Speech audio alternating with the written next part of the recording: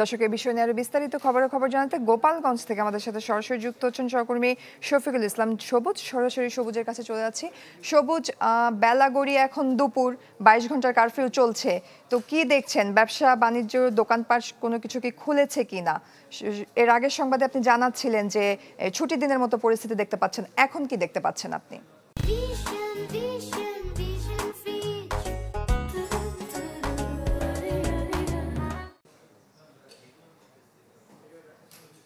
কথা বলবো ঘড়িতে হিসেব অনুযায়ী আর 5 ঘন্টা বাকি আছে, অর্থাৎ 5 ঘন্টা পরে 22 ঘন্টার যে কারফিউ তা কিন্তু সমাপ্ত হবে। তবে সকাল থেকে বেলা গড়ানোর সাথে সাথে রাস্তায় মানুষের উপস্থিতি আমরা অনেক বেশি দেখছিলাম, কিন্তু দুপুর 12টার পর থেকে কিন্তু প্রশাসনের ব্যাপক তোড়জোড় আমরা শহর জুড়ে দেখছি। বিশেষ করে সেনাবাহিনীর টহল আমরা দেখেছি, বিজিবির টহল দেখেছি, পুলিশের গাড়িবহর পুরো শহরের গুরুত্বপূর্ণ সড়কগুলো প্রদক্ষিণ করছে।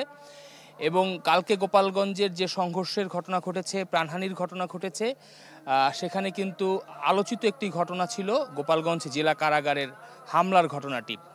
এবং 500-র অধিক কিন্তু বন্দী এই কারাগারের ভেতরে রয়েছেন। এবং ধারণা করা হচ্ছিল যে গতকাল হামলার ফলে এখান থেকে অস্ত্র লুট কিংবা বন্দীদের যদি বের করে ফেলা যায় তাহলে হয়তো পরিস্থিতি অন্যদিকে টার্ন হয়ে যেত কিনা, এমন আশঙ্কা কিন্তু এই শহরের বাসিন্দা যারা তারা কিন্তু করছেন। কিন্তু কালকে যে হামলা হয়েছে সেই ক্ষত কিন্তু এখনও এই কারাগারে রয়েছে। কারাগারের সামনের যে ফটক রয়েছে এই ফটকে কিন্তু শত শত মানুষ কালকে লাঠিসোঁটা নিয়ে এখানে উপস্থিত হয়েছিল। আমরা দেখছি যে গ্লাসগুলো কিন্তু ভেঙে ফেলা হয়েছে। অতিরিক্ত কারা মহাপরিদর্শক এখন এখানে সকালে তিনি এসেছিলেন, এখনও তিনি আছেন এখানে।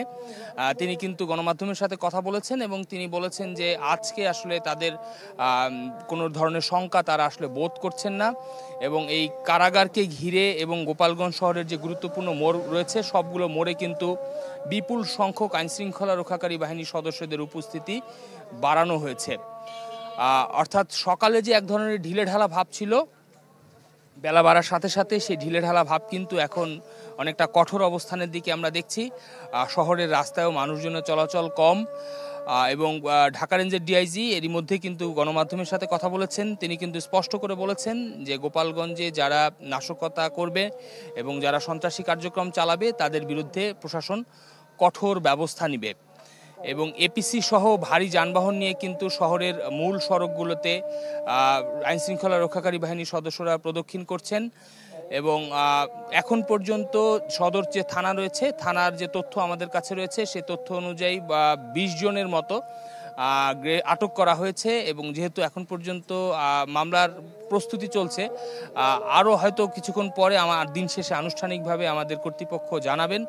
তবে সবার দৃষ্টি কিন্তু গতকাল এক পর্যায়ে চলে এসেছিল গোপালগঞ্জের এই জেলা কারাগারের দিকে, যেই জেলা কারাগারে বিপুল সংখ্যক মানুষ এই জেলার হামলা চালিয়েছিল আওয়ামী লীগ এবং তার সহযোগী সংগঠনের নেতাকর্মীরা। তার প্রেক্ষিতে কিন্তু আজকে এই নিরাপত্তা বলয় এখানে তৈরি করা হয়েছে। এবং জেলার মানুষজন বলছেন কোনো একক রাজনৈতিক দলের তকমা বা দায় আসলে তারা নিতে চান না। তারা শান্তিপূর্ণভাবে এই অঞ্চলে বাংলাদেশের অন্য 8-10টি জেলা রয়েছে সে জেলার মতোই তারা এখানে বসবাস করতে চান। জয়ী। জি সবুজ, আর একটু জানাবেন যে সাধারণ মানুষ এই বিষয় নিয়ে কি বলছে? একটা থমথমে পরিস্থিতিতে তারা ছিল, এখন তারা কি বলছে?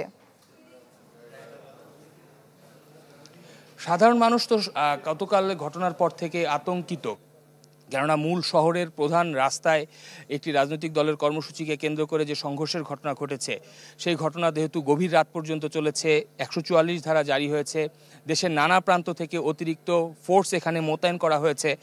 তো সব মিলে সাধারণ মানুষজন তো সেই একই কথা বলছেন, যে তারা বলছেন যে অন্য 8-10টি জেলা যেমন অন্য 8-10টি জেলা যেভাবে দেশের অন্য জেলার মানুষ তাদেরকে সম্বোধন করে, গোপালগঞ্জের জেলার মানুষকেও সেভাবেই সম্বোধন করবেন, তারা এমনটাই আসলে প্রত্যাশা করছেন। এবং সাধারণ মানুষজনের মধ্যে যে উদ্বেগ উৎকণ্ঠা আছে, ধারণা করা হচ্ছে পুলিশের পক্ষ থেকেও বলা হচ্ছে যে বেলা গড়ানোর সাথে সাথে বা সময় অতিবাহিত হওয়ার সাথে সাথে এই উৎকণ্ঠা কেটে যাবে এবং মানুষের জীবনযাত্রা স্বাভাবিক হবে। এবং পুলিশের পক্ষ থেকে যেহেতু কঠোর বার্তা দেওয়া হয়েছে যে যারা বিশৃঙ্খলা সৃষ্টি করেছে গতকাল ভোর থেকে তাদের বিরুদ্ধে কঠোর ব্যবস্থা নেওয়া হবে। এবং আশপাশের যে কয়েকটি থানা রয়েছে সবগুলো থানায় কিন্তু পুলিশের ঊর্ধ্বতন কর্তৃপক্ষ থেকে সুস্পষ্ট নির্দেশনা রয়েছে যে কেউ যাতে আসলে ছাড়া না পায়, এবং এরই মধ্যে কিন্তু মামলার যে প্রস্তুতি এবং অন্যান্য যে কার্যক্রম তা কিন্তু আমরা গোপালগঞ্জের আইনশৃঙ্খলা রক্ষাকারী বাহিনীর সদস্যদের দেখছি।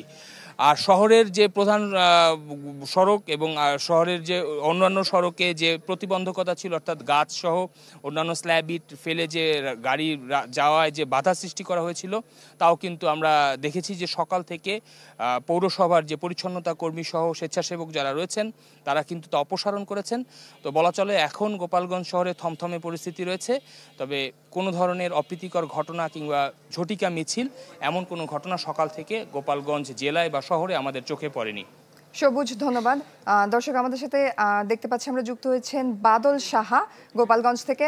বাদল সাহা, সবুজের কাছে জানছিলাম যে বেলা গড়ার সাথে সাথে আইন শৃঙ্খলা বাহিনীর তৎপরতা বেড়েছে, আপনি কি দেখছেন এই মুহূর্তে? সবশেষ পরিস্থিতি জানাবেন আমাদের। জয়ী, আমি কিন্তু এখন রয়েছি গোপালগঞ্জ জেলা কারাগারে।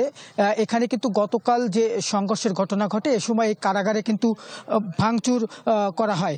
এই ভাঙচুর করার ফলে কিন্তু আজকে অতিরিক্ত কারা মহাপরিদর্শক তিনি কিন্তু এটি পরিদর্শনে এসেছেন এবং তিনি ভিতরে প্রবেশ করেছেন এবং কি ধরনের ক্ষয়ক্ষতি হয়েছে তিনি কিন্তু সেটি পরিদর্শন করছেন। হয়তো কিছুক্ষণের মধ্যে তিনি পরিদর্শন শেষে বাইরে আসবেন এবং হয়তো তিনি সাংবাদিকদের সাথে কথা বলবেন। আরেকটি বিষয় হচ্ছে যে বেলা বাড়ার সাথে সাথেই আপনার যারা আইন শৃঙ্খলা বাহিনী রয়েছে তারা কিন্তু জেলা শহরে কিন্তু টহল দিচ্ছেন এবং যারা কারফিউ থাকলেও কিন্তু মানুষ কিন্তু তাদের জীবিকার চাহিদায় তারা কিন্তু বাইরে বের হচ্ছেন। তবে আইন শৃঙ্খলা রক্ষাকারী বাহিনী কিন্তু টহলে রয়েছেন যাতে জেলায় কোনো ধরনের কোনো অপ্রীতিকর ঘটনা না ঘটে, সে বিষয়ে কিন্তু তারা বিশেষ নজর দিয়ে কিন্তু তারা টহল দিচ্ছেন। এই ছিল আমার কাছে গোপালগঞ্জের সংঘর্ষ পরবর্তী সবশেষ খবর। জয়ী। বাদল সাহা, ধন্যবাদ আপনাকে।